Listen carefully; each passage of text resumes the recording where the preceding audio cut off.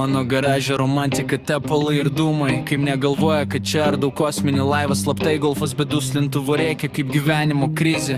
Bet bakurai sako, blet, garsas tai žvėriškas garažas. Mano bažnyčia ir terapija kartu, čia pusė mašinų mirė, bet vis dar projektai skaitos. Vienas draugas po BMW dugnu gyvena beveik, nesakė dar savaitę ir tikrai užkursiu.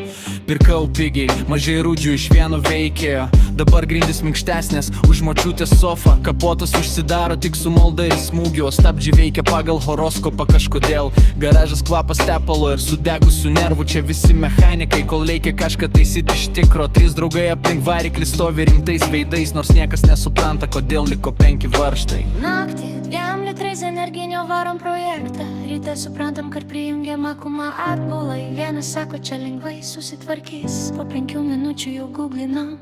Naktį 2 litrais energinio varom projektą. Ryte suprantam, kad prijungiam akumą atbulai. Vienas sako, čia lengvai susitvarkys, po 5 minučių jau googlinam. Bet garažas gyvas, ten čebra ir bajeriai kandinamoji, kurie dažniausiai baigia stumimu. Ir jei gyvenimas kada visiškai subirės, bent žinosim, kad paskutiniai žodžiai buvo pala, dūmas turi būt. Naktį 2 litrais energinio varom